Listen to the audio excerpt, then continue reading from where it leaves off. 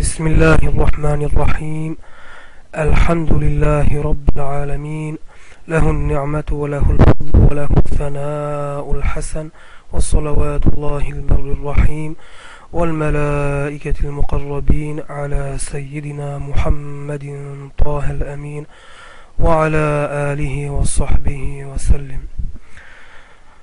Assalamu alaikum wa rahmatullah. Et je m'adresse aussi aujourd'hui aux non-musulmans. Le sujet d'aujourd'hui est d'une importance capitale. C'est très très important. Car il va permettre de comprendre le sujet que je vais aborder très prochainement concernant les différentes mouvances qui divisent notre communauté. Mais j'ai trouvé plus judicieux de parler de la vérité. La vérité, celle pour laquelle les prophètes ont été envoyés. Et cette vérité, c'est l'islam. Et elle comporte une croyance qui n'est pas contredite par la logique, car la vérité et la logique font de pair. Alors on est tous d'accord qu'il y a une seule vérité, donc c'est toute vérité et c'est toujours logique. Je vais donc argumenter toutes ces explications par des preuves logiques, ce qui profitera aux non-musulmans qui nous écoutent, Inch'Allah, et par des preuves islamiquement reconnues. Je vais commencer par un hadith du prophète alayhi salatu wassalam, qui signifie: le meilleur des actes, c'est la croyance en Dieu et en son messager. Ce hadith est rapporté par Al-Bukhari. Cette croyance, elle englobe la connaissance en Dieu, en ses prophètes, les lois d'apostasie, etc., etc. On va y revenir plus tard, Inch'Allah. Mais on va parler tout d'abord de la croyance en Dieu, qui est la base de notre croyance. Et cette science prédomine sur toutes les autres sciences. Le compagnon Jundub, fils de Abdullah, a dit ce qui signifie: nous étions avec le prophète, pas encore pubères, mais nous en étions proches, et nous avons appris la croyance avant d'apprendre le Coran, c'est-à-dire tout ce qui est loi d'application. Puis nous avons appris le Coran, ce qui nous a renforcés dans la croyance. C'est d'ailleurs pour ça que l'imam Al-Ghazali a dit que l'adoration n'est valable qu'après avoir connu celui qui mérite d'être adoré. Donc on comprend que les adorations telles que Ramadan, la prière ou toute autre adoration, elle n'est pas valable qu'après avoir connu le Créateur, celui qu'on adore. Et ça, c'est logique. Et donc la connaissance en Dieu passe par la connaissance de ses attributs. Ces attributs qui sont infinis, innombrables. J'ai un exemple. Nous avons des attributs. Mais si je commence à énumérer donc mes attributs à moi, je vais dire je fais telle taille, je parle, j'entends, je vois. À un moment donné, j'aurais plus rien à dire. Je vais m'arrêter parce que mes attributs à moi, ils sont limités. Je peux les compter. À un moment donné, ça s'arrête. Mais les savants ont dit qu'il est obligatoire d'en connaître 13 concernant Allah, qui sont fréquemment cités dans le Coran. Alors je vais citer donc ces 13 attributs qui sont obligatoires à savoir pour chaque personne responsable. Et je vais expliquer. Alors le premier attribut qui est l'existence. Alors il faut savoir que Allah Ta'ala il existe et que son existence n'a pas de début. Car si son existence avait un début, donc ça voudrait dire automatiquement qu'il est une créature, qu'on l'aurait créé. Et tout ce monde, il témoigne en fait de l'existence de Allah. Tout comme la construction, elle témoigne que quelqu'un l'a construit. Donc il n'y a pas une construction sans celui qui l'a construit, il n'y a pas un livre sans son auteur, et il n'y aurait pas tout ce monde, tout cet univers sans son créateur qui est Allah Ta'ala, qui est Dieu. Le deuxième attribut qui est le non-commencement. Donc on revient à dire que Allah Ta'ala n'a pas de début. Car s'il avait un début, il serait créé, il ne peut pas être créature et créateur en même temps. On ne peut pas être deux choses à la fois. Comme si je dis, par exemple, une personne ne peut pas faire 1m80 et 1m70 en même temps. Ou un objet ne peut pas être blanc et noir en même temps. Ça, la raison saine, La raison logique, elle le réfute. Elle ne peut pas l'accepter. Troisième attribut, excusez-moi, qu'il a non-fin. La non-fin, donc Allah Ta'ala, il lui est impossible l'anéantissement. Donc tout ce monde est voué à l'anéantissement, hormis Allah Ta'ala. Allah Ta'ala, c'est l'éternel, et s'il avait une fin, automatiquement, il aura un début. Quatrième attribut, qui est l'unicité. Qu'est-ce que ça veut dire? L'unicité, Allah est unique. Unique qui veut dire qu'il n'a pas d'associé. Allah Ta'ala, il est unique en ses actes, unique en ses attributs, et unique en son entité. Donc, on ne peut pas avoir un attribut, c'est-à-dire que Allah n'a pas d'attribut semblable à nos attributs, hein, et ses actes ne sont pas comme nos actes. Cinquième attribut, qu'il a non-ressemblance aux créatures.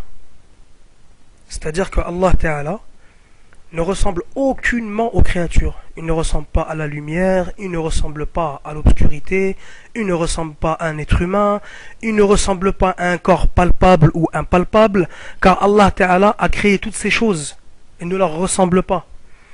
Alors je vais vous donner un exemple clair, net et précis. On prend l'exemple de l'être humain. L'être humain, donc nous avons une forme, nous sommes limités dans un espace, et nous avons eu besoin de celui qui nous a spécifié par ses attributs. Je m'explique. L'être humain, il fait telle taille, telle largeur, telle longueur, tel poids, telle couleur. Est-ce que nous avons décidé d'avoir ces caractéristiques? Non, puisque avant on n'existait pas. Donc automatiquement, on a eu besoin de celui qui nous a spécifié par cela. Donc si Allah nous ressemblerait, si Allah avait une forme, automatiquement, il aurait eu besoin, lui aussi, de celui qui l'a spécifié par cela. Et ça, c'est totalement illogique. Alors on entend, là je parlerai par rapport aux mouvances telles que les wahhabites et les salafis, hein, qui disent que Allah Ta'ala s'est établi sur le trône, s'est assis sur le trône. C'est totalement faux. Allah dans le Coran, il dit dans plusieurs versets qu'il a créé le trône, l'arsh. Donc s'il a créé le arsh, donc le arsh a un début. Donc avant de créer le arsh, le trône n'existait pas. Donc il n'avait pas besoin du trône. Allah Ta'ala, lui, n'a pas de début. Il existait sans le trône. Et après l'avoir créé, il existe toujours sans le trône. Donc il y a pas mal de versets donc, qui traitent de ce sujet.